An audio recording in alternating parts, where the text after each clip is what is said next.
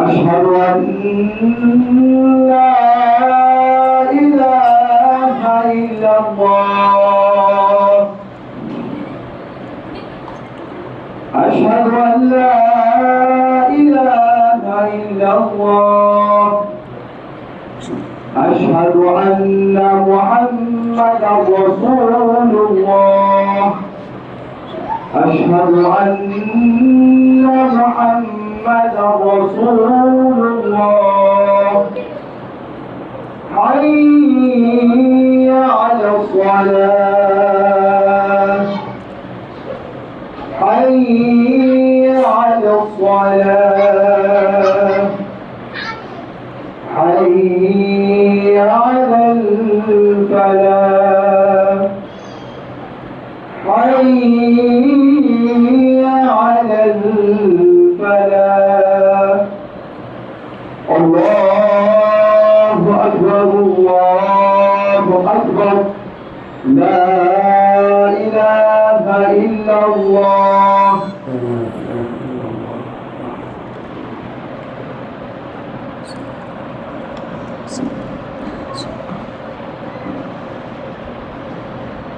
الحمد لله الذي جعل الدنيا دار ممر ولم يجعلها دار مقر وجعل الآخرة دار جزاء واستقرار نحمده ونستعينه ونستغفره ونعوذ بالله من شرور أنفسنا ومن سيئات أعمالنا من يهده الله فلا مضل له ومن يضلله فلا هادي له ونشهد أن لا إله إلا الله وحده لا شريك له ونشهد أن محمدا عبده ورسوله صلى الله عليه وعلى آله وسلم تسليما كثيرا أما بعد أيها الإخوة فإني أوصيكم ونفسي المقصر أولا بتقوى الله أوصيكم ونفسي المقصر أولا بتقوى الله يا أيها الذين آمنوا اتقوا الله حق تقاته ولا تموتن إلا وأنتم مسلمون يا أيها الذين آمنوا اتقوا الله حق تقاته ولا تموتن إلا وأنتم مسلمون يا أيها الناس اعبدوا ربكم الذي خلقكم من نفس واحدة وخلق منها زوجها وبث منهما رجالا كثيرا ونساء واتقوا الله الذي تساءلون عليه والأرحام إن الله كان عليكم رقيبا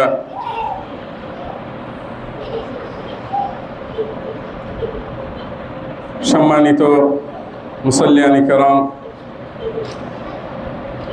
আল্লাহ রব্বুল ইজ্জতের অশেষ মেহেরবানি আল্লাহ সুবহানাহু ওয়া তাআলা পবিত্র জুমাহের এই পবিত্র দিনে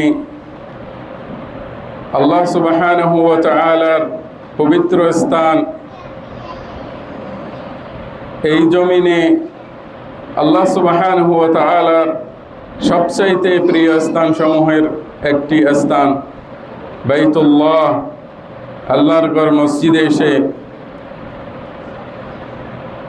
জুমার নামাজ আদায় করার তৌফিক দান করেছেন আলহামদুলিল্লাহ। আল্লাহ রব্বুল ইজ্জত সুবহানাহু ওয়া তাআলা আমাদের সবাইকে সুস্থ রেখেছেন, সুস্থতার নেয়মা দান করেছেন।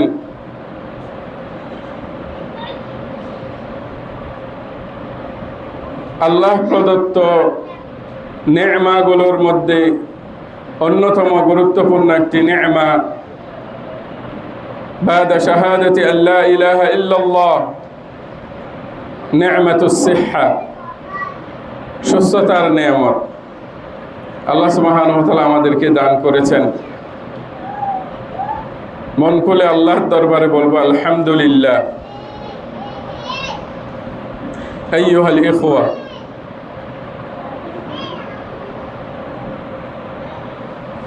إن الدنيا في عيون السلف ليست دار مقام، وإنما هي دار ممر،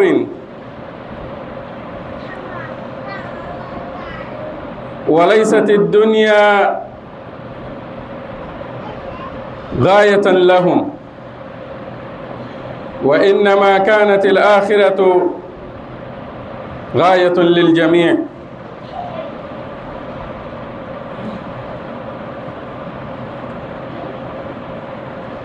إنما الدنيا هي ممر نمر بها إلى دار الآخرة، وليس هي دار بقاء، كما قال الله تعالى: إنما الحياة الدنيا لعب وله।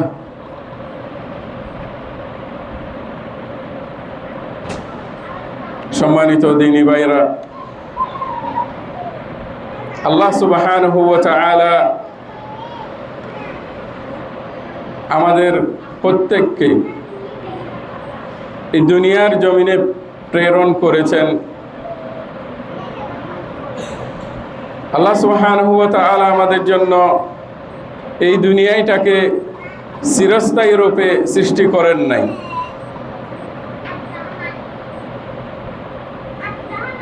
এই দুনিয়াতে আমাদের আল্লাহ সুবহানাহু ওয়া তাআলা কিছু দায়িত্ব দিয়ে অর্পণ করে পাঠিয়েছেন। قال الله تعالى: وما خلقت الجن والإنس إلا ليعبدون। আল্লাহ সুবহানাহু ওয়া তাআলা কুরআনুল কারীমে এই আয়াতে বলছেন, ওয়ামা খালাকতুল জিন্না ওয়াল ইনসা, আমি জিন, মানব এবং জিন জাতিকে একমাত্র আমার ইবাদত করার জন্যই সৃষ্টি করেছি। এই আয়াত দ্বারা বোঝা যায় আল্লাহ সুবহানাহু ওয়া তাআলা আমাদেরকে এই দুনিয়াতে প্রেরণের মূল উদ্দেশ্য এই দুনিয়ায় থেকে আমরা পরকালে শান্তির জন্য কিছু অর্জন করে যাব।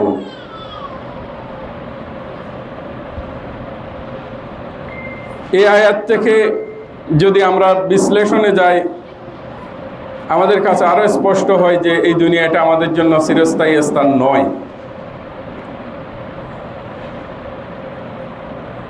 সামান্য কিছুটা দিন আল্লাহ সুবহানাহু ওয়া তাআলা আমাদের প্রত্যেকের জন্য নির্ধারণ করে দিয়েছেন। এই দিনগুলো যখন অতিবাহিত হয়ে যাবে, আমাদের এই ইহকালীন এই জীবনের সমাপ্তি ঘটবে প্রত্যেকের। কিন্তু দুঃখের বিষয় হচ্ছে বর্তমান মানব সমাজের প্রত্যেকটা ব্যক্তির যে আচরণ আমরা দেখতে পাই, মনে হয় যেন দুনিয়াটা আমাদের জন্য চিরস্থায়ী।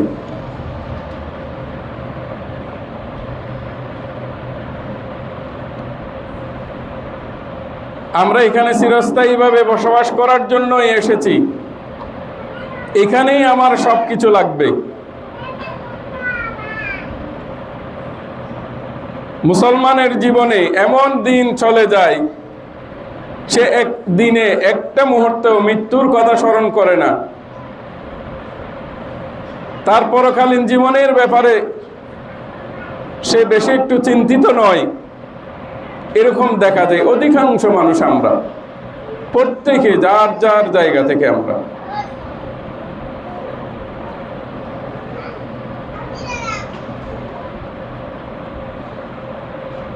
দুনিয়ার এই জীবন কত ক্ষণস্থায়ী, একমাত্র মৃত্যুবরণ করার আগ পর্যন্ত মানুষ বুঝতেই চায় না।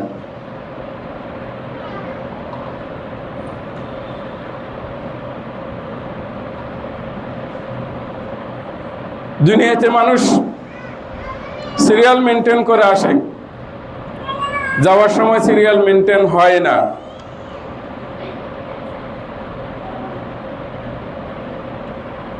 চলে যাচ্ছি আমরা, আমাদের পাশের বাড়ির চলে যাচ্ছে, কিন্তু আমার হুঁশ হয় না। আমার দাদা চলে গেছে, আমার হুঁশ হয় না, কিন্তু আমার কার্যক্রম দেখলে মনে হয় আমি সারা জীবন বেঁচে থাকবো এই দুনিয়াতে।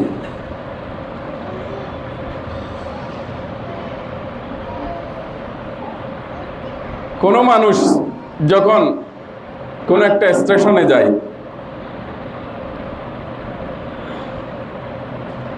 তার গন্তব্যে যাওয়ার জন্য, আচ্ছা আমরা স্টেশনে গিয়ে কি ওই স্টেশনের যে সময়টুকু আমার অপেক্ষায় থাকতে হবে, ওই সময়ের জন্য আমরা কি রকম প্রস্তুতি নিয়ে যাই? সামান্য প্রস্তুতি, খিদে লাগলে অল্প একটু খাওয়ার জন্য খাবার দাবার,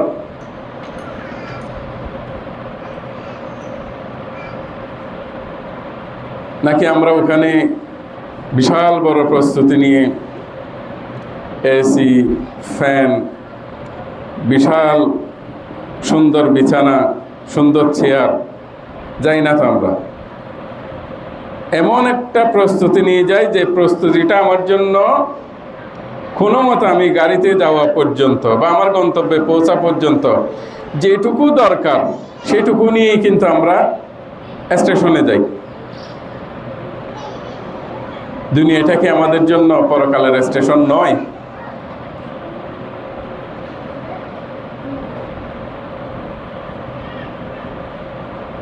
এই স্টেশনটাকে ব্যবহার করেই আমাকে তৈরি করতে হবে আমার অবস্থান পরকালে, কাল আল্লাহর দরবারে আমার অবস্থান কি হবে। আমরা যখন গড় তৈরি করি, গড়টা এমন ভাবে তৈরি করি যেন আমি চিরস্থায়ী এই গড়ে থাকব। সেই একই ব্যক্তি এই দুনিয়াটা চিরস্থায়ী না সেটা জানার পরেও বাড়িটাকে এমন ভাবে তৈরি করি আমরা যেন মনে হয় আমি চিরস্থায়ী এখানে থাকব।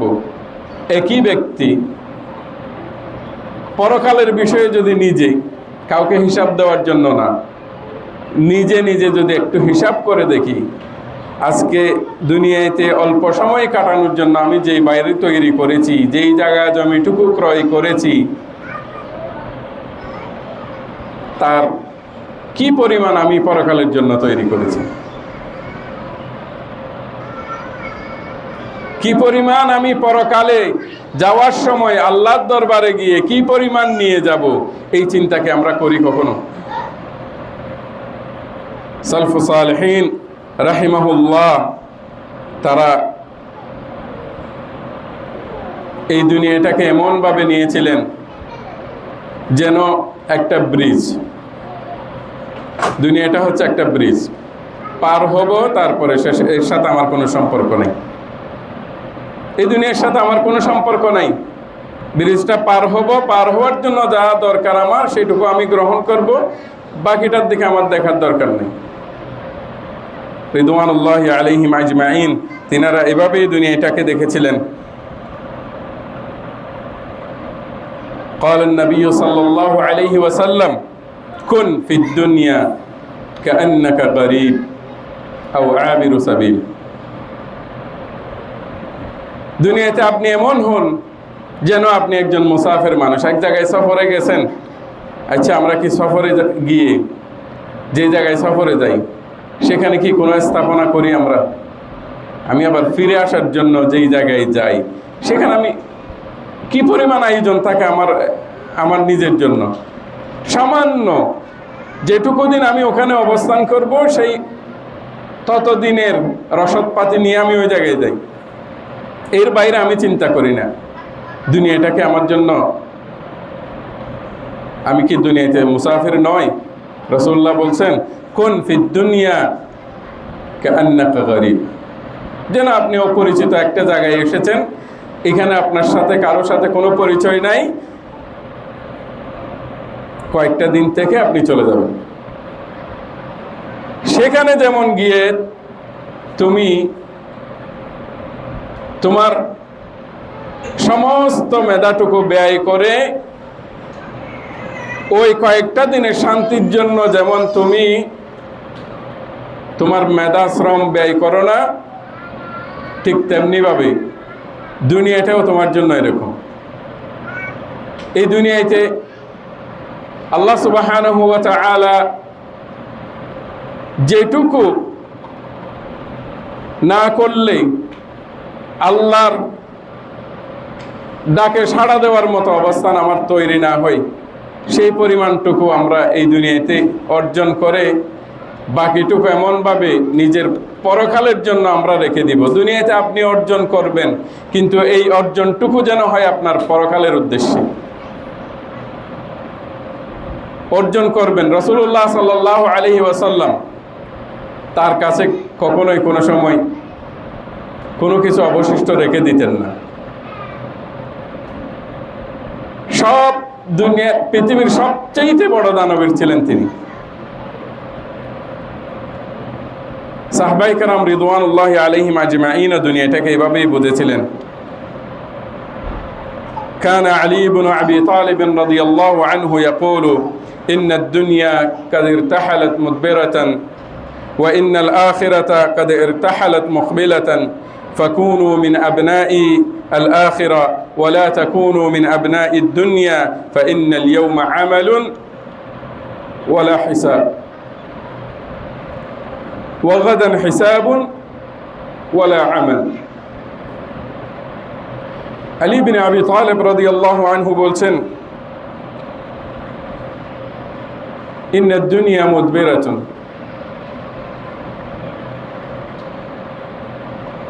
দুনিয়াতে যে দিনগুলো আপনি অতিবাহিত করছেন, দুনিয়ায় সব সময় আপনাকে পেছনে রেখে আপনাকে সামনের দিকে আগায় দেয়।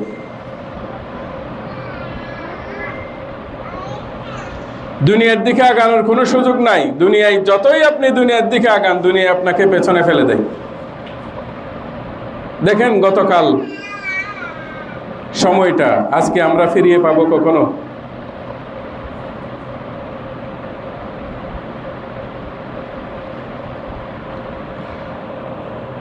ওয়া ইন্নাল আখিরাতা কাদ আকবালাত, কিন্তু পরকাল আপনাকে হাতছানি দিয়ে ডাকছে, আসো তুমি।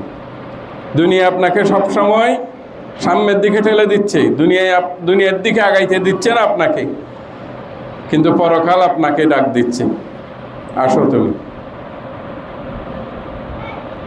ফাকুনু মিন আবনাইল আখিরা, হে মানব সকল, কুনু মিন আবনাইল আখিরা, তোমরা পরকালের সন্তান হও। ওয়ালা তাকুনু মিন আবনাইদ দুনিয়া,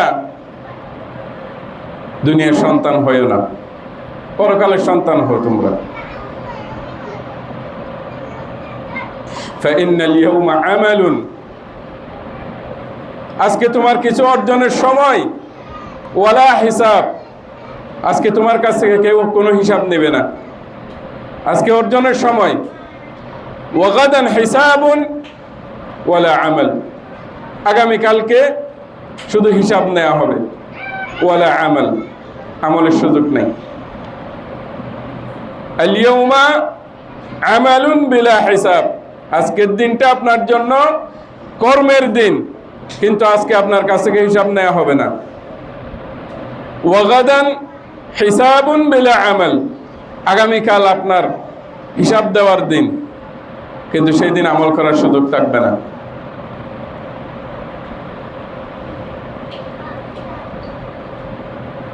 আলী ইবনে আবি তালেব রাদিয়াল্লাহু আনহু দাবন করেছেন এই দুনিয়াটাকে, দুনিয়ায় তোমাকে সব সময় সামনের দিকে এগিয়ে দিচ্ছে, তোমাকে কোনোভাবেই ধরা দিচ্ছে না দুনিয়ায়,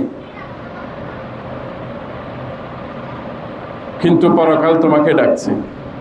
সম্মানিত দিনী ভাইরা, আমরা প্রত্যেকে যার যার জায়গা থেকে আমরা চিন্তা করে দেখি, এই দুনিয়াতে টিকে থাকার জন্য যে আয়োজন আমরা করে থাকি, পরকালে নাজাত পাওয়ার জন্য এরকম আয়োজন আমাদের জীবনে আছে কিনা? যদি থাকে আলহামদুলিল্লাহ, আপনি মিন ইবাদিল্লাহিল মুখলাসিন আল মুত্তাকিন। যদি এই জায়গায় এখানে বসে যদি আমরা আমাদের হিসাব করে যদি দেখি, দুনিয়াতে অবস্থানের জন্য আমার আয়োজন বেশি, চিরস্থায়ী অবস্থানের জন্য আমার তেমন আয়োজন নাই, পরিবর্তন হওয়া দরকার। উসি বিনফসি আল মুকাসসিরা, আমি নসিহা করছি আমার নিজেকে আগে, ওয়া উসিকুম, আপনাদেরকে নসিহা করছি। এই জায়গা থেকে দুনিয়াটাকে আপনি কিভাবে নেবেন? চিরস্থায়ী হিসাবে নেবেন নাকি ক্ষণস্থায়ী হিসাবে নেবেন? পরকালকে আপনি কিভাবে পেতে চান? পরকালে আল্লাহকে কিভাবে পেতে চান? আপনি আল্লাহর কাছে কোন ধরনের আচরণ আপনি আশা করেন পরকালে? সেই আচরণের জন্য আপনাকে এখানেই প্রস্তুতি নিতে হবে। আলী রাদিয়াল্লাহু আনহু এই কথাই বলছেন, আল ইয়াউমা আমালুন, আজকে যে আমল করবেন তার সেই আমলের আচরণটাই আপনি কাল কিয়ামত আল্লাহর কাছে আশা করতে পারবেন। ওয়া গাদান হিসাবুন ওয়ালা আমাল, হিসাবের কাঠগড়ায় দাঁড়িয়ে আপনি কোনো ধরনের আমল করার সুযোগ পাবেন না, কোনো সহযোগিতা, কোনো ধরনের কোনো কিছুই আপনি পাবেন না সেই দিন। দুনিয়াতে অনেক সহযোগিতা পাওয়া যায় বিচারের সম্মুখীন হলে, কিন্তু আল্লাহর দরবারে গিয়ে কোনো ধরনের সহযোগিতা সেদিন আপনি পাবেন না যদি আপনি এই দুনিয়া থেকে না নিয়ে যান। وقال عبد الله بن مسعود رضي الله عنه ما ندمت على شيء ندمي علي يوم غربت شمسه نقص فيه أجلي ولم يزدد فيه عملي। ইবনে মাসউদ রাদিয়াল্লাহু আনহু বলছেন, দুনিয়ার কোনো বিষয়ের জন্য আমি কোনোদিন চিন্তিত হইনি। দুনিয়ার কোন যত বিষয় আমার কাছ থেকে চলে গেছে, আমার কাছে ধরা দেয়নি, অর্জন করতে পারিনি, এই বিষয়ে কোনোদিন আমি চিন্তা করিনি আমি কেন এই জিনিসটা পাইনি, কেন আমার হয়নি, অমুক জায়গাটা কেন আমি ক্রয় করতে পারিনি, অমুক জায়গায় একটা বাড়ি কেন করতে পারিনি, এই ধরনের চিন্তা কোনোদিন করিনি। ইবনে মাসউদ রাদিয়াল্লাহু আনহু বলছেন, মা নাদিমতু আলা শাইইন, দুনিয়ার কোনো বিষয়ে আমি কোনোদিন চিন্তিত হইনি।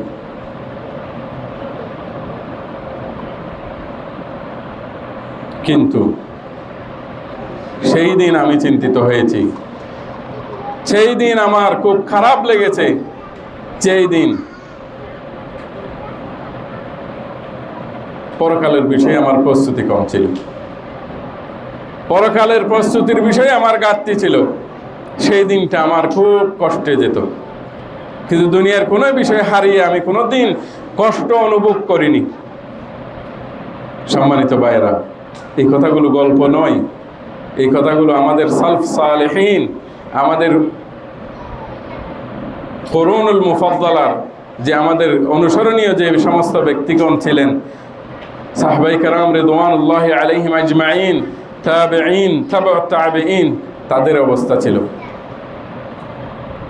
ওমর রাদিয়াল্লাহু আনহু বলছেন, হাসিবু ক্বাবলা আন তুহাসাবু, তুমি আজকে হিসাব করে নাও, আজকে হিসাব করে ফেলো তুমি,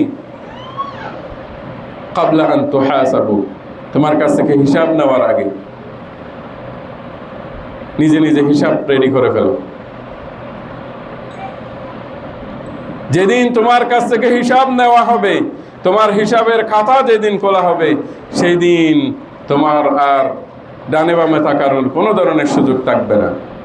কাজে লাগাও দুনিয়াকে। এই দুনিয়াতে যতদিন বেঁচে থাকবে, পরকালের কল্যাণের জন্য, পরকাল পাওয়ার জন্য, আল্লাহর সন্তুষ্টি অর্জনের জন্য আপনার আয়োজন যদি বেশি না হয়,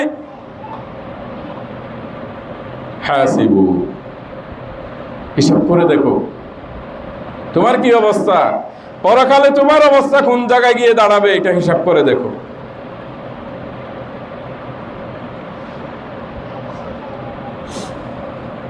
قال الحسن البصري رحمه الله ابن آدم إنما أنت أيام فإذا ذهب يومك ذهب بعضك হে মানব হাসান বসরি রাহিমাহুল্লাহ তিনি বলছেন হে মানব সকল তোমার পুরো বডিটা হচ্ছে কয়েকটা দিন। উনি আমাদেরকে আমাদের প্রত্যেকজনকে কয়েকটা দিনের সাথে উপমা দিয়েছেন। উনি নিজেকেও বলছেন ফাইদা যাহাবা ইয়াউমুন, তোমার এই যে একটা দিন যদি তোমার দিন থেকে চলে যায়, তোমার হিসাব করা যেই দিনগুলো তোমার জন্য আছে সেখান থেকে একটা দিন যদি চলে যায়, তোমার কিছুটা অংশ শেষ হয়ে গেছে। তুমি পুরোটা হচ্ছে দিন, কয়েকটা দিন মাত্র। একটা দিন চলে যাওয়া মানে তোমার অংশ থেকে একটা অংশ শেষ হয়ে গেছে। ফাইদা যাহাবা ইয়াউমুন যাহাবা বা'দুকা, তোমার কিছুটা অংশ চলে গেছে।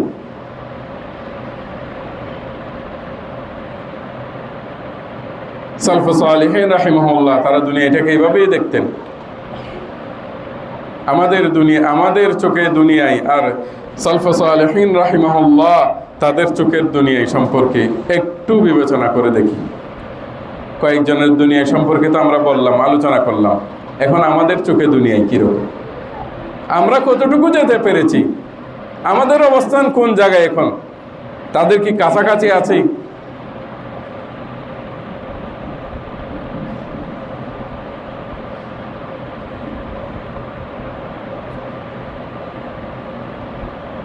ইন্নামাল হায়াতুদ দুনিয়া মাতা, আল্লাহ বলছে দুনিয়ার সময়টা হচ্ছে মাতাউন, উপভোগের বিষয়, উপভোগ করার। আচ্ছা, কোনো জিনিস যখন উপভোগ করা হয়, উপভোগ্য যে বিষয়টি এটা কি থাকে নাকি চলে যায়? চলে যায়। যেমন আপনার একটা খুব বর্তমান যুগের যুব সমাজের প্রিয় জিনিসের মধ্যে একটা ফোন, আইফোন। এটার প্রতি আপনার আকর্ষণ থাকে কতদিন পর্যন্ত? আপনার হাতে আসা পর্যন্ত। আসার পরে পূর্বের অবস্থা আপনার ফোনের থাকে না তো। যত দামি জিনিস, আপনার একটা খুব গাড়ির শখ, গাড়ি নেবেন আপনি, কত শখ আপনার, কত আশা গাড়ি নিবেন।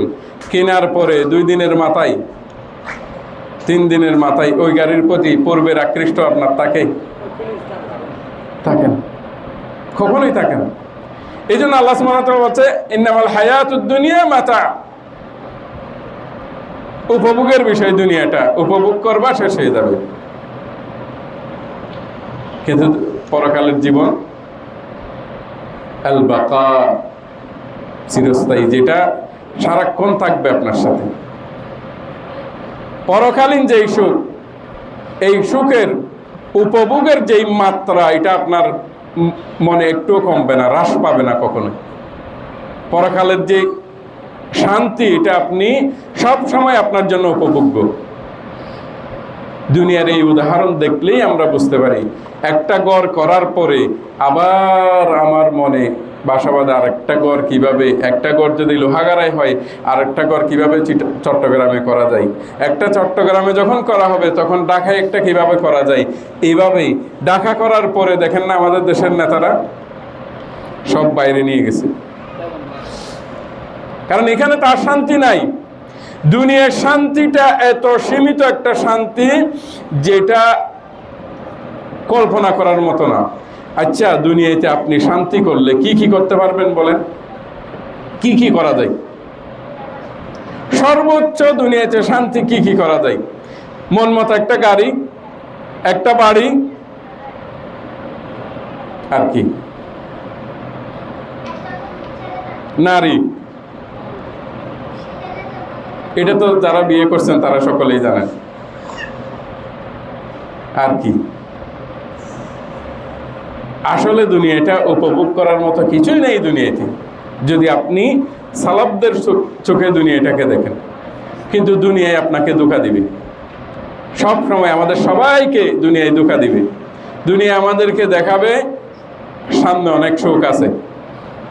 যেমন আমরা যখন ছোট ছিলাম সবাই চিন্তা করতাম যে যদি বড় হওয়া যেত, যদি বড় হওয়া যেত মনে হয় অনেক সুখ আছে। এখন কি মনে হয় আপনার? ফিরে যেতে ইচ্ছে করে। এটাই দুনিয়ায়, এটার নাম তো দুনিয়ায়।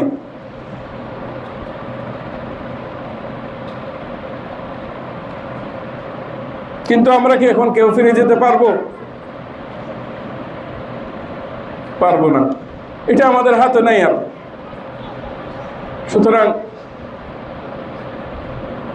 দুনিয়ার পেছনে আমরা যতই দৌড়াবো দুনিয়া আমাদেরকে ততই সামনের দিকে এগিয়ে দিবে, আমাদের সঙ্গে যাবে না। দুনিয়ায় কোনো কিছু যাবে না। আপনি দেখেন না, কোটি কোটি টাকার মালিক, হাজার হাজার কোটি টাকার মালিক সবকিছু রেখে চলে গেছেন। আজকে যেই নামগুলো আমরা বলছি, হাসান বসরি রাহিমাহুল্লাহ, তার নামটা যে আজকে আমরা উল্লেখ করলাম কত বছর পরে, হাজার বছর পরে তার নামটা যে উল্লেখ করলাম, তার যুগে রাজা বাদশা ছিল না, প্রেসিডেন্টরা ছিল না, তাদের নাম কয়জনে জানে?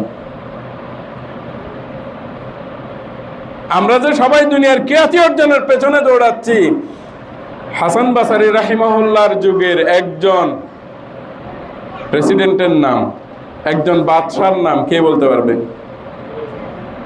কিন্তু ইমাম হাসান বসরি রাহিমাহুল্লাহকে জুমার খুতবা শুনেছেন, মসজিদে গিয়েছেন, ওনার নাম শুনেন নাই এমন মুসলমান পাওয়া যাবে?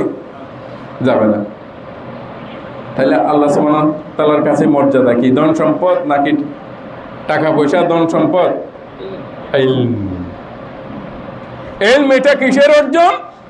পরকালের অর্জন। পরকালের অর্জন আপনি করবেন, আল্লাহ আপনাকে যুগ যুগ ধরে মানুষের কাছে জীবিত রাখবেন। দুনিয়ার সম্পদের পেছনে দৌড়াবেন, এক জেনারেশন পরে আপনার নাম আর নেই, পাবেন না।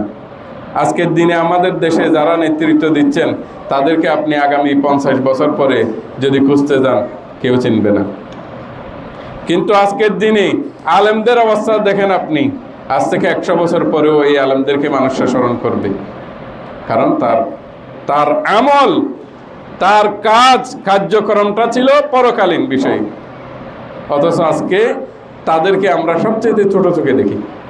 আমাদের সমাজ দুনিয়ার জীবনটাকে প্রাধান্য দেওয়ার কারণে, দুনিয়ার জীবনটাকেই মূল লক্ষ্য উদ্দেশ্য বানিয়ে নেওয়ার কারণে আমাদের আজকে এই অধঃপতন।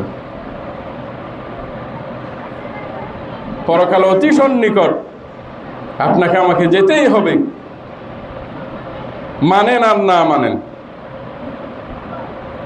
আরেকটা বিষয় আমি বলবো, আমরা অনেক সময় ভালো মন্দ পার্থক্য করি, এটা ভালো এটা মন্দ, এটা আমার কাছে পছন্দনীয়, এটা আমার কাছে অপছন্দনীয়। আছে না আমাদের এরকম প্রত্যেক জায়গায়? আচ্ছা আপনারা বলেন তো, আমার জন্য কোনটা ভালো কোনটা খারাপ আমি জানি?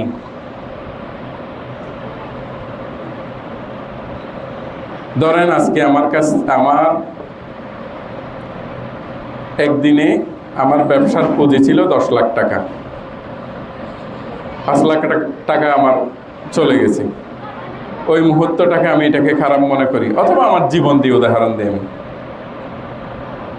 নিকট একটা উদাহরণ যদি আমরা বলি, গত কিছুদিন আগে বাচ্চা কতগুলো মারা যায়নি একটা কলেজে বিমান দুর্ঘটনায়? আচ্ছা ওই দিন সকালে যেই বাচ্চাটা স্কুলে যেতে পারে নাই, তার বাবা মা চিন্তিত ছিল না? তার বাবা মা মনে করছিল আজকের দিনটা আমার বাচ্চাটা স্কুলে গেলে কিছুটা শিখত, যাইতে পারে নাই কোনো একটা কারণে।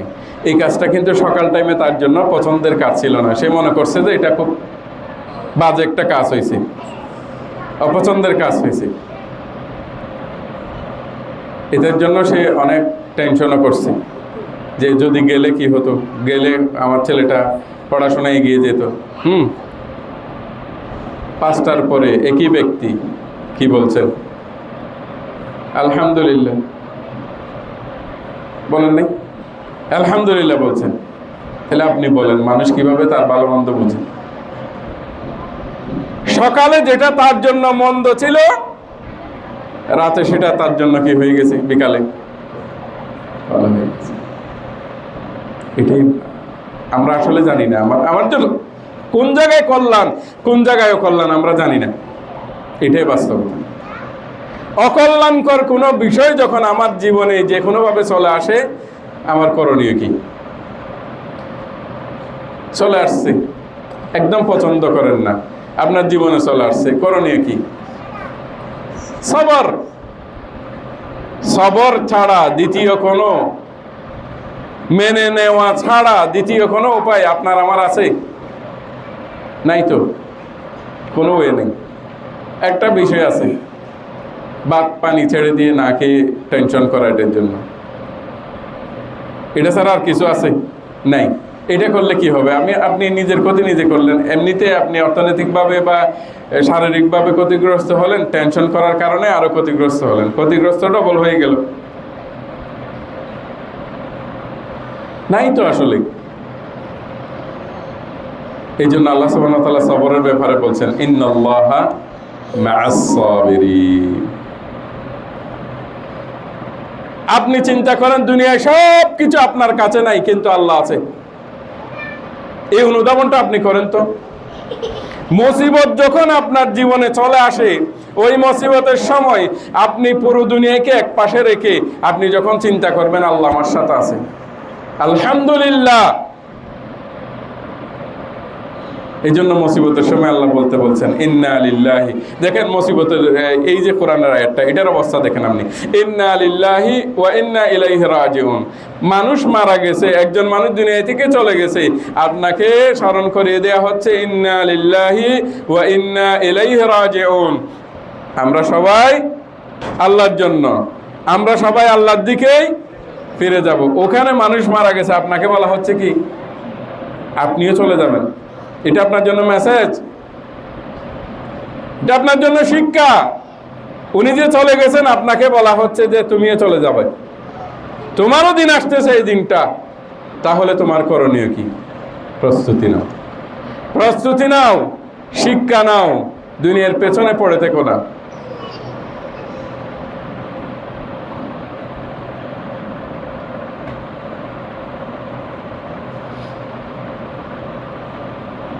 দুনিয়ার সৌন্দর্য, দুনিয়ার প্রাচুর্য, এই সবগুলো আপনার আমার কারোর জন্য চিরস্থায়ী নয়। সম্মানিত ভাইরা, এই ক্ষণস্থায়ী এই জীবনটাকে পরকালের জন্য যদি আমরা সাজাইতে চাই, তাহলে পরকালের জন্য আমাদের প্রস্তুতি কীরকম হওয়া উচিত, পরকালের ব্যাপারে আমাদের চিন্তাধারা কীরকম হওয়া উচিত, এই চিন্তাধারার মধ্যে যদি আমাদের পরিবর্তন না আসে, তাহলে আমরা দুনিয়ার পেছনে পড়ে থাকা অবস্থায়, দুনিয়া থেকে যদি গাফেল অবস্থায়, আমি অসতর্ক অবস্থায় যদি দুনিয়া থেকে চলে যাই, দুনিয়া থেকে বিদায় নিয়ে চলে যাই, আমার কোন অবস্থা হবে সেই দিকটা বিবেচনা করার সময়। সেই দিন যদি আমি সেই বিবেচনা যদি আমি করতে না পারি, তাহলে আমি একজন অক্ষম মানুষ হিসাবে কাল কিয়ামতে আল্লাহর দরবারে যদি দাঁড়াই, আল্লাহ সুবহানাহু ওয়া তাআলা যদি আমাকে ক্ষমা না করেন। আল্লাহ গফুরুর রহিম বলছেন, তিনি আবার সেই গফুরুর রহিম আযাবুন আলীমের কথাও বলছেন, কষ্টদায়ক শাস্তি। গফুরুর রহিম আবার আযাবুন আলীম। কিভাবে পেতে চান, আল্লাহর আচরণ কিভাবে আপনি পেতে চান, সেই অনুযায়ী আপনাকে আমাকে যদি আমরা যদি না গড়ি, আমাদের জীবনকে সেইভাবে যদি আমরা পরিচালনা করতে না পারি, তাহলে আমরা সফল মুসলিম হিসাবে আল্লাহর কাছে নিজেকে উপস্থিত করতে পারবো না। রাসূলুল্লাহ সাল্লাল্লাহু আলাইহি ওয়াসাল্লাম বলছেন, লান তাজুলা কদমা আবদিন ইয়াউমাল কিয়ামাতি হাত্তা ইউসআল আন আরবাইন। কিয়ামতের দিন আল্লাহ সুবহানাহু ওয়া তাআলা কোন বান্দাকে কিয়ামতে যখন আমাদের সবাইকে দাঁড় করাবেন হিসাবের জন্য, কোন বান্দাকে এক কদম সামনের দিকে আগানোর অনুমতি দিবেন না, সুযোগ দিবেন না। হাত্তা ইউসআল আন আরবাইন, 4টি বিষয় প্রশ্ন ছাড়া, 4টি প্রশ্নের উত্তর দেওয়া ছাড়া আল্লাহ আমাদেরকে কিয়ামতের দিন সামনের দিকে এগিয়ে যাওয়ার সুযোগ দিবেন না। ওয়া আন উমরিহি ফীমা আফনা, তোমাকে একটা জীবন দিয়েছিলাম, গুরুত্বপূর্ণ একটা জীবন দিয়েছিলাম তোমাকে, সেই জীবনটা কোথায় তুমি ব্যয় করেছো, কিভাবে ব্যয় করেছো, এই জীবনের হিসাব তোমার কাছে আছে? কোথায় ব্যয় করেছো জীবন, কোন কোন বিষয়ে ব্যয় করেছো, এই হিসাব যদি আমাদের কাছ থেকে এই মুহূর্তে আমরা সবাই যদি আমাদের যার যার অবস্থান থেকে যদি আমরা চিন্তা করি যে এই মুহূর্তে আমার শেষ প্রস্তুতি কি আছে, এই প্রশ্নের উত্তর দেওয়ার মতো সৎ সাহস আমার মাঝে আছে কিনা, কিভাবে দিব? রাসূলুল্লাহ সাল্লাল্লাহু আলাইহি ওয়াসাল্লামের এই হাদিস, এটা তো মিথ্যা হতে পারে না, সহিহ বর্ণনায় এসেছে এই কথা, মিথ্যা হওয়ার সুযোগ নাই। কিয়ামতের দিন এটা হবেই আমার আপনার প্রত্যেকের জীবনে। বলবেন তোমার অতীত জীবনের হিসাব দাও, করেন নিজে নিজে হিসাব, নিজে নিজে আমরা হিসাব করি কি করেছি অতীতে, পরকালের আমলের পাল্লা বাড়ি নাকি ইহকালীন জীবনে সবকিছু আরামাইশ করে শেষ করে দিয়েছি। সম্মানিত মুসলিম ভাইরা, হাসিবু ক্বাবলা আন তুহাসাবু, হিসাব করো, তোমাদের কাছ থেকে হিসাব নেওয়ার আগে হিসাব করে ফেলো। ওয়া আন শাবাবিহি ফীমা আফনা ফীমা আবলা, তোমাকে যৌবন কাল দিয়েছিলাম প্রথমে পুরো জীবনের, আবার যৌবন কালটা আলাদা করে হিসাব, যৌবন কালের হিসাব। তোমাকে যৌবন কাল দিয়েছিলাম, কি করেছো, যৌবন কালটা কিভাবে কেটেছে তোমার, আল্লাহ সন্তুষ্টির উদ্দেশ্যে ব্যয় করেছো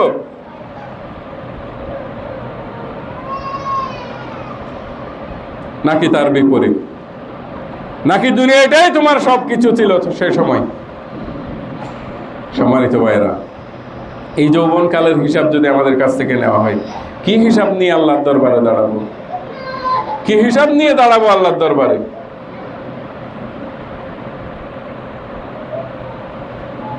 ওয়া আন ইলমিহি, 3 নম্বরে জ্ঞানের হিসাব নেওয়া হবে।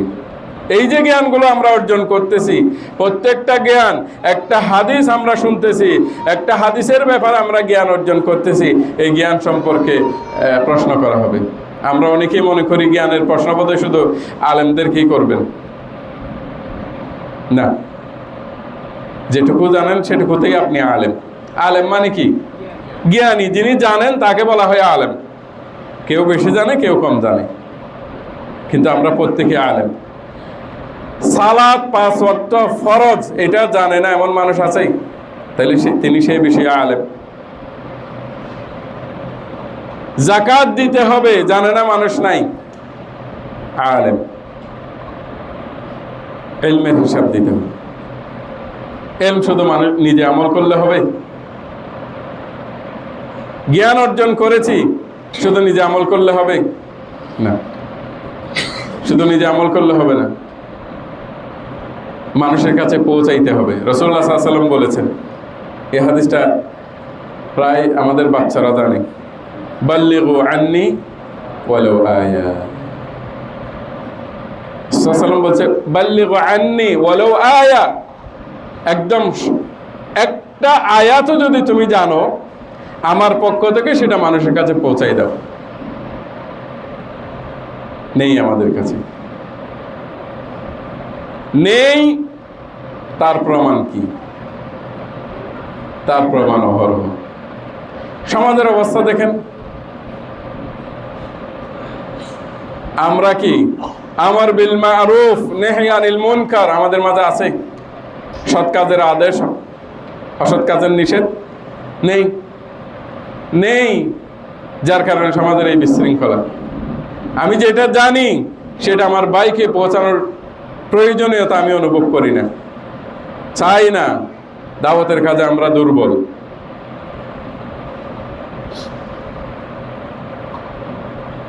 وعن ماله من أين اكتسبه وفيما أنفقه। আমরা তিনটা বলছি। প্রথমত জীবন, দ্বিতীয় যৌবন, তৃতীয় ইলম, চতুর্থ ওয়ান মালিহি, ধন সম্পদ। প্রশ্ন করবে আল্লাহ কিভাবে অর্জন করেছ, কিভাবে। মালের প্রশ্ন কিন্তু দুইটা, প্রত্যেক কিছুতে একটা করে প্রশ্ন, মালে দুইটা প্রশ্ন। কিভাবে অর্জন করেছ, কোন জায়গায় ব্যয় করেছ। অর্জন সঠিক ছিল, ব্যয়ের খাতগুলো সঠিক ছিল কিনা। জীবনের প্রশ্ন। এই প্রশ্নের উত্তর যদি আমরা যথাযথ দিতে না পারি, রাসূলুল্লাহ বলছেন যে লান তাজুলা কদমা আবদিন, কিয়ামতের দিন বান্দার দুই পা সামনের দিকে আগানোর কোনো ধরনের সুযোগ থাকবে না এই চারটি প্রশ্নের উত্তর দেওয়া ছাড়া। আল্লাহ সুবহানাহু ওয়া তাআলা যেন আমাদের সেই প্রশ্নগুলোকে সহজ করেন, এই প্রশ্নের যাতে আমরা সহজ উত্তর দিতে পারি। আল্লাহ সুবহানাহু ওয়া তাআলা যাতে আমাদের অতীতের সমস্ত গুনাহগুলো যেন ক্ষমা করেন, সমস্ত গুনাহের জন্য যেন আল্লাহর দরবারে আমরা খালেস নিয়তে, আমরা একনিষ্ঠভাবে আল্লাহর কাছে তওবা করতে পারি। এখন আপনি হয়তো বলবেন অতীতে তো হয়ে গেছে যা হওয়ার, ভুল তো মানুষের হয়, এখন আমাকে কি আল্লাহ ক্ষমা করবে? কি মনে হয় আপনাদের? অবশ্যই ক্ষমা করবেন, অবশ্যই করবেন ক্ষমা। তবে মানুষের হক যা নষ্ট করা হয়েছে সেগুলো আল্লাহ ক্ষমা করবেন। মানুষের হক, আল্লাহর হক যতই আপনি নষ্ট করেন, আল্লাহর হককে যতই অবহেলা করেন, আপনি যদি আল্লাহর দরবারে এসে সুস্থ সজ্ঞানে এসে যদি আল্লাহকে বলতে পারেন, ইয়া রব, ইয়া আরহামার রাহিমিন, আমার ভুল ছিল, আমি মানুষ, আমার ভুল হয়েছে, ইগফিরলি, ক্ষমা করে দাও আমাকে, নিমেষে আল্লাহ ক্ষমা করে দিবেন। প্রত্যেকটা গুনাহ, যত বড় গুনাহই হোক, শিরকের গুনাহ যদি হয়, আপনি যদি আল্লাহকে খালেস নিয়তে আপনি যদি আপনাকে আল্লাহকে বলতে পারেন যে আল্লাহ আমাকে ক্ষমা করো, ক্ষমা করে দিবেন, আল্লাহ করে দিবেন। তবে সুযোগটা পাইতে হবে, তবে সুযোগটা পাইতে হবে। এখন হয়তো অনেকে বলবেন যে হুজুর সারা জীবন আকাম কুকাম করে শেষে এসে তওবা করলে ক্ষমা করে দিবে আল্লাহ, তাহলে তো ক্ষমা পেয়ে যাবো, আগে করে নি। হ্যাঁ, যদি এরকম নিয়ত করে করার পরেও যদি আপনি আল্লাহর কাছে ক্ষমা চাওয়ার সুযোগ পান, ক্ষমা করবে আল্লাহ।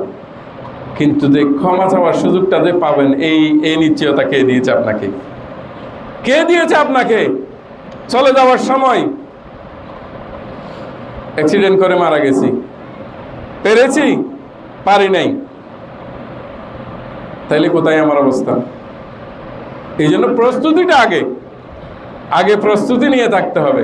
কারণ আমি তো জানি না আমার শেষ কখন। এটা যদি লেখা থাকতো যে তোমার অমুক দিন অমুক বারে এতটার সময় তুমি মৃত্যুবরণ করবা, তাহলে ঠিক ছিল। যে আমরা যে উদ্দেশ্যে বয়স হলে, যেমন আমাদের দেশে দেখেন না, যারা সৌদি আরবে গেছেন দেখছেন, আমাদের দেশের প্রত্যেকটা হাজি বয়স্ক, অধিকাংশ হাজি বয়স্ক। এই মানসিকতা বুড়ো হলে করব হয়েছে। কিন্তু অন্য দেশ আপনি দেখবেন ভিন্ন, আমাদের দেশের রূপটা ভিন্ন রকম। কারণ আমাদের মাথার চিন্তা হচ্ছে কি, বয়স একটা পর্যায়ে গেলে হজ করব, তওবা ইস্তিগফার করব, ক্ষমা চেয়ে নিব। আল্লাহু আকবার। কে নিশ্চয়তা দিয়েছে আপনাকে এই বয়সে আপনি পৌঁছাইতে পারবেন, শেষমেশে গিয়ে আপনি হজ করতে পারবেন? দেয় না কেউ, নিচ্ছে।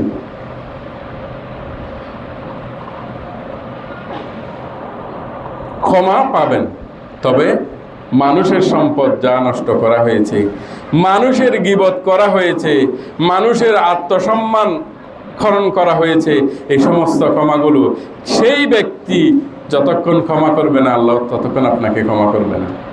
এই জন্য ইত্তাকুল্লাহ ফি হুকুকিন নাস, মানুষের হকের ব্যাপার আল্লাহকে ভয় করো। ইত্তাকুল্লাহ ফি হুকুকিন নাস, হুকুকুল্লাহ আল্লাহ ক্ষমা করে দিবেন সুযোগ যদি আপনার হাতে হয়। হুকুকুন নাস আল্লাহ ক্ষমা করবে না। মানুষের হকগুলো যারা পরিমাণ যদি আপনি মানুষের কারো হক নষ্ট করে থাকেন, সারা জীবন আপনি তওবা করলেও আল্লাহ ক্ষমা করবেন না, যতক্ষণ পর্যন্ত না সে আপনাকে ক্ষমা করবেন। না হলে কিয়ামতে আল্লাহকে এইগুলো আল্লাহর দরবারে গিয়ে আপনাকে দিয়ে দিতে হবে। সম্মানিত ভাইরা, আল্লাহ সুবহানাহু ওয়া তাআলা বলছেন, কুল ইয়া ইবাদিয়াল্লাযীনা আসরাফু আলা আনফুসিহিম লা তাকনাতু মির রাহমাতিল্লাহ, লা তাকনাতু মির রাহমাতিল্লাহ। হে আমার বান্দাগণ, যারা তোমরা নিজের প্রতি অন্যায় অত্যাচার করতে করতে সীমা লঙ্ঘন করে ফেলেছো। তার মানে নিজের উপর অত্যাচার মানে কি? নিজেকে তো নিজে আমরা মারি না। অত্যাচারটা কি? গুনাহ করা। আমাকে নিজেকে অত্যাচার করা মানে গুনাহ করা। আমার এই অত্যাচারের কারণে কাল কিয়ামত আমাকে জাহান্নামে জ্বলতে হবে, এটাই অত্যাচার। যদি তুমি সীমা লঙ্ঘনও করে ফেলো গুনাহ করতে করতে, লা তাকনাতু মির রাহমাতিল্লাহ, আল্লাহর রহমত থেকে নিরাশ হয়ে না।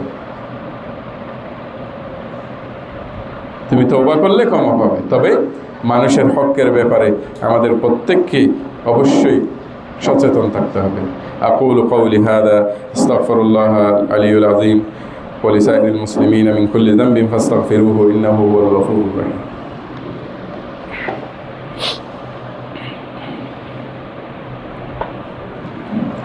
الحمد لله رب العالمين والعاقبة للمتقين ولا عدوان إلا على الظالمين وأشهد أن لا إله إلا الله وحده لا شريك له وأشهد أن محمدا عبده ورسوله صلى الله عليه وعلى آله وأصحابه أجمعين. أما بعد، فيا عباد الله، إن الدنيا ساعة زائلة والآخرة دار القرار. قال الله تعالى: بل تؤثرون الحياة الدنيا والآخرة خير وأبقى. এই আল্লাহর বান্দাগণ, সম্মানিত মুসল্লিয়ান کرام, ইন্নাদ দুনিয়া সাআতুন, দুনিয়াটা হচ্ছে কয়েকটা ঘন্টা।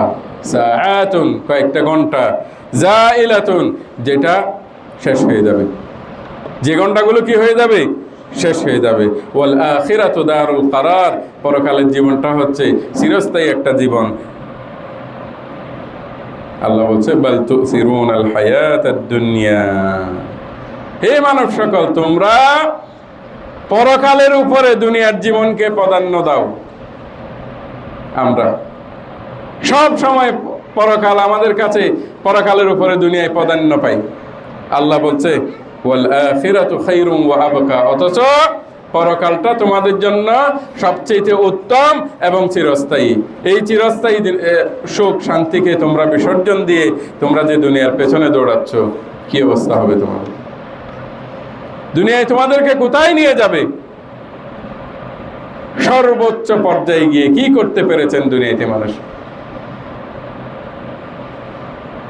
প্রেসিডেন্ট হওয়ার পরেও কি সব শেষ? না, প্রেসিডেন্টেরও কিন্তু বাগা লাগে, পালাইতে হয়। দুনিয়াতে সব কোনো কিছুই চূড়ান্ত পর্যায়ে যাওয়ার কোনো ধরনের সুযোগ নাই। আমরা যদি বাস্তব চোখে চিন্তা করি, একজন মানুষের জন্য একটা দেশের রাষ্ট্রপ্রধান হওয়ার চেয়ে বেশি পাওয়ার আর কি আছে বলেন? কি আছে আর? এর চেয়ে বড় পাওয়ার কি আছে আর? এই পাওয়ার পরেও এইটা এক সময় ছেড়ে দিতে হয়, এক সময় এইটা আপনার হাতে থাকে না, এই ক্ষমতা। সুতরাং দুনিয়াটা আপনাকে অনেক সৌন্দর্য দিয়ে দুনিয়ায় আপনার চোখকে রঙিন করে ফেলবে, কিন্তু ওই রঙিন দিকে যদি আপনি সময় ব্যয় করতে যান, আপনার সময়টা ব্যয় হবে, ওইদিকে পরকাল আপনার জীবন থেকে চলে যাবে।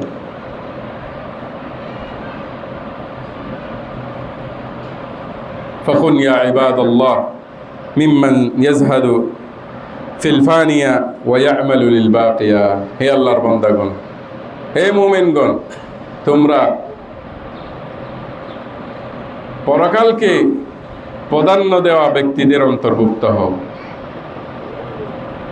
যে পরকাল তোমার জন্য চিরস্থায়ী রূপে থাকবে।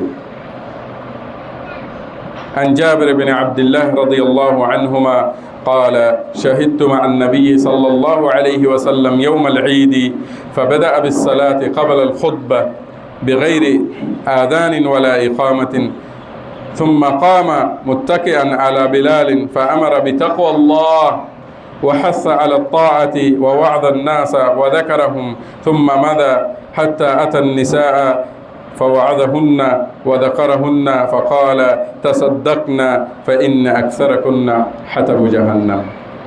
আরেকটা বিষয় উল্লেখ করব, রাসূলুল্লাহ সাল্লাল্লাহু আলাইহি ওয়াসাল্লাম একদা ঈদের দিনে জুমার সালাতে বের হলেন। ঈদের দিনে ঈদের সালাতে বের হলেন। বের হওয়ার পরে তিনি মুসল্লিয়ান কেরামদের উদ্দেশ্যে আল্লাহ তাকওয়ার ব্যাপারে বললেন, তাকওয়া অবলম্বনের ব্যাপারে উদ্বুদ্ধ করলেন মানুষদেরকে, পরকালের শাস্তির ব্যাপারে মানুষদেরকে তাহযীর করলেন। এরপরে যখন মা বোনেরা যখন মুসাল্লায় এসে উপস্থিত হয়েছেন, এটা জানার পরে রাসূলুল্লাহ সাল্লাল্লাহু আলাইহি ওয়াসাল্লাম বলছেন তাসাদ্দাকনা ফাইন্না আকসারাকুন্না হাতাবু জাহান্নাম।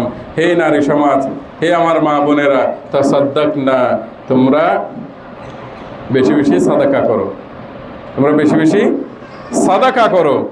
ফাইন্না আকসারাকুন্না হাতাবু জাহান্নাম, তোমরা প্রত্যেকেই, আমি যখন সেই দিন যখন আমাকে নিয়ে যাওয়া হলো জান্নাত জাহান্নাম পরিদর্শনে, আমি যখন গেলাম জাহান্নাম পরিদর্শনে, যখন আমি গেলাম জাহান্নাম অতিবাহিত করার সময় আমি দেখলাম জাহান্নামের অধিকাংশ বাসিন্দা যারা নারী সমাজ। কি কারণে নারীদের আজকে এই অবস্থা? রাসূলুল্লাহ সাল্লাল্লাহু আলাইহি ওয়াসাল্লাম বলছে ফাইন্নাহুন্না, তারা অধিকাংশ নারীরাই নেয়ামতের অস্বীকারী, নেয়ামতকে অস্বীকার করেন। সেই কারণে আমি তাদের অধিকাংশ নারীদেরকে জাহান্নামে দেখেছি।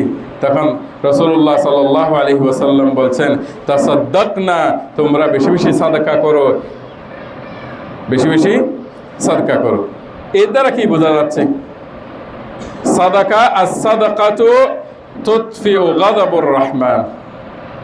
সাদাকা আল্লাহর যে রাগ, মানুষের প্রতি যে আল্লাহ রাগ থাকে, এই রাগটাকে নিবারণ করেন। কিসের মাধ্যমে? সাদাকার মাধ্যমে। এই জন্য রাসূলুল্লাহ সাল্লাল্লাহু আলাইহি ওয়াসাল্লাম আমাদের মা বোনদেরকে বলছেন তাসাদ্দাকনা, তোমরা বেশি বেশি সাদকা করো, তোমরা বেশি বেশি আল্লাহর রাস্তায় দান করো তোমাদের, কারণ আমি তোমাদের অধিকাংশকে দেখেছি জাহান্নামে। ফাকামাত ইমরাআতুন, তার মধ্যে যখন রাসূলুল্লাহ সাল্লাল্লাহু আলাইহি ওয়াসাল্লাম এই কথা বললেন, তার মধ্যে এক নারী দাঁড়িয়ে গেলেন। ফাকালাত লিমা ইয়া রাসূলুল্লাহ, কি কারণে আমাদেরকে জাহান্নামে দেওয়া হলো অধিকাংশ নারীদেরকে? তখন রাসূলুল্লাহ সাল্লাল্লাহু আলাইহি ওয়াসাল্লাম বলছেন লা নাকুন তুকসিরু শাকওয়া ওয়া তুকফিরান্নাল আশির, তোমাদের বেশি অভিযোগ বেশি, এবং তোমরা নেয়ামতের বেশি অস্বীকার করো। দেখবেন আমাদের মা বোনদের অবস্থা, আমাদের মা বোনেরা, আপনি সারা জীবন দেওয়ার পরেও, এটা বাস্তবতা, সারা জীবন আপনি দেওয়ার পরেও একটা দিন যদি কোনো কারণে 19-20 হয়ে যায়, সর্বপ্রথম যেই বাক্যটা বলা শুরু করেন কিছুই পাইনি। সম্মানিত মা বোনেরা, ইত্তাকুল্লাহ, আল্লাহকে ভয় করুন, মানুষের দেওয়া আল্লাহর নেয়ামাকে স্বীকার করুন, মানুষের আপনাদের প্রতি মানুষের যেই সহানুভূতি, এটাকে আপনারা মূল্যায়ন করুন। যদি মূল্যায়ন না করেন, এক বাক্যে যদি সমস্ত কিছুকে অস্বীকার করে দেন, রাসূলুল্লাহ সাল্লাল্লাহু আলাইহি ওয়াসাল্লাম বলছেন এই একটা কারণেই বেশিরভাগ নারীদেরকে জাহান্নামে দেখা হয়েছে। সম্মানিত মা বোনেরা, এই জাহান্নাম থেকে উত্তরণের উপায় কেউ যদি করে থাকেন, এরকম যদি কারো জীবনে হয়ে থাকে, কিভাবে আপনি এই জাহান্নাম থেকে মুক্তি পাবেন তার উপায় আল্লাহ রাসূল সাল্লাল্লাহু আলাইহি ওয়াসাল্লাম বলে দিয়েছেন। তিনি বলেছেন তাসাদ্দাকনা, বেশি বেশি সাদকা করো, তোমাদের যা আছে ওখান থেকে তোমরা কি করবা? সাদকা করবা।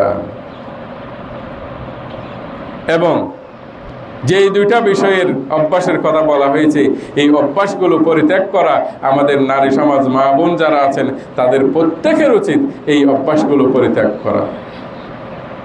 সম্মানিত মা ও বোনেরা, সম্মানিত মুসল্লিয়ানে কারাম, দুনিয়ার জীবনটা ক্ষণস্থায়ী একটা জীবন, যেই জীবনটা আমাদের কাছ থেকে বিদায় নিয়ে চলে যাবে, কিন্তু আমাদের এই অর্জনটুকু, যে অর্জনটুকু আমরা পরকালের জন্য করব, সেই অর্জনটুকু আমাদের জন্য থেকে যাবে।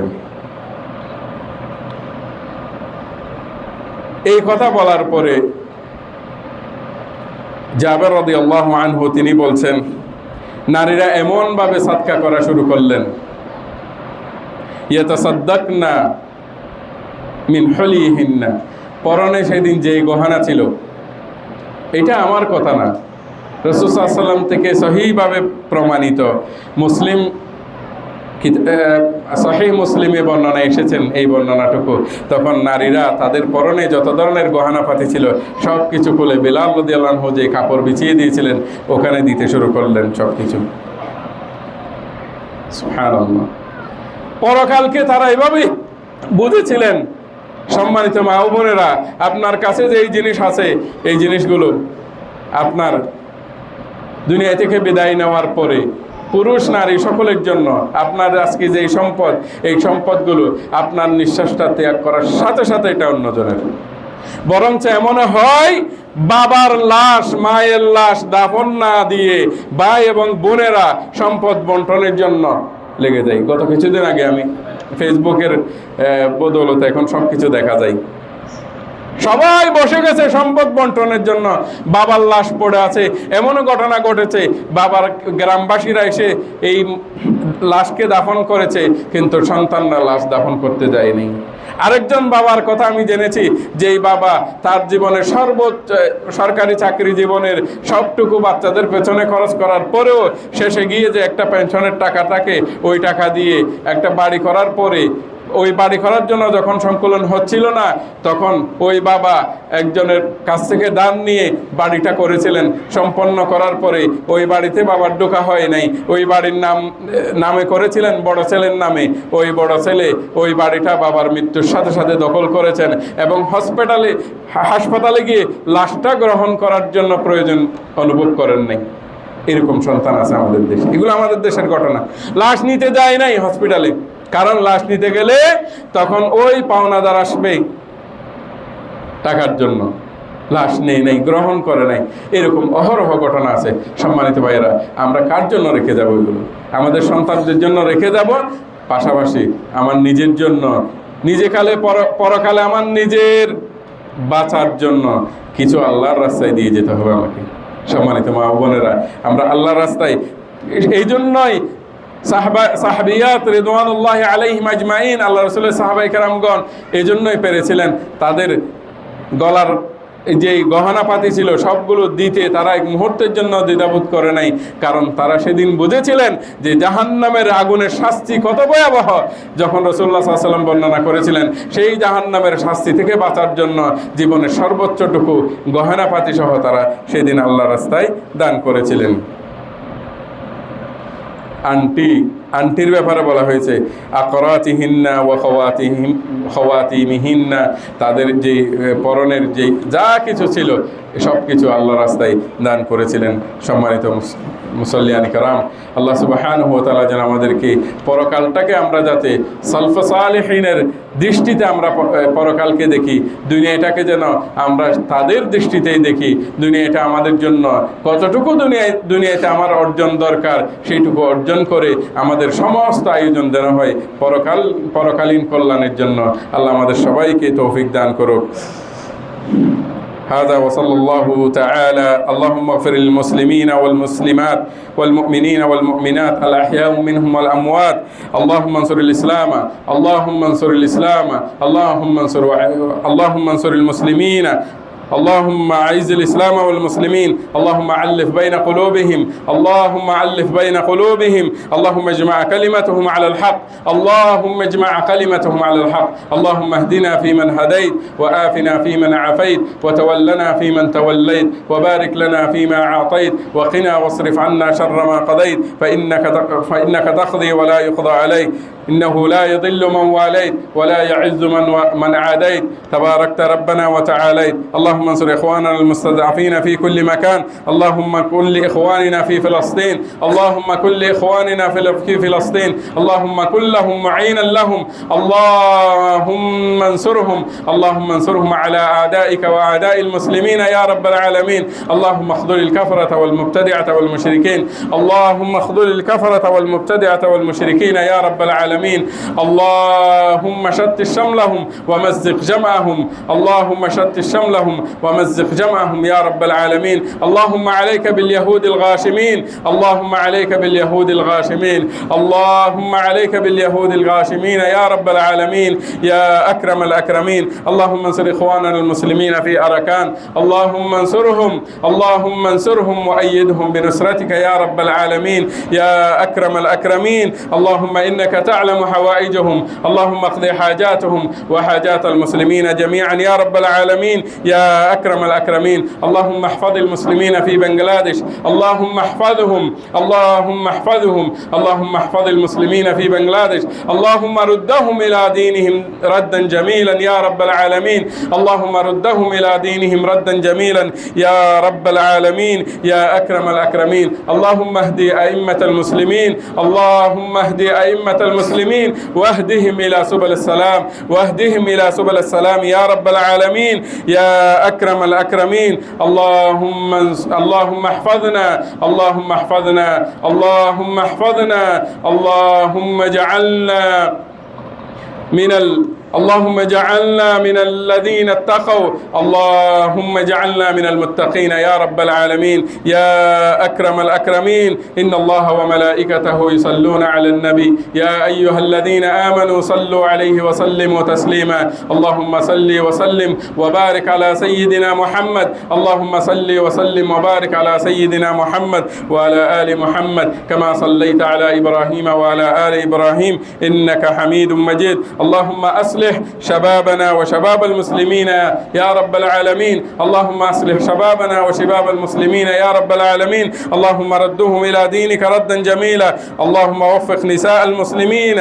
اللهم وفق نساء المسلمين للعفاف والحياء والحشمة، واجعل ديارهم صالحة مباركة. اللهم صل وسلم وبارك على سيدنا محمد وعلى آل محمد. قوموا إلى صلاتكم يرحمكم الله.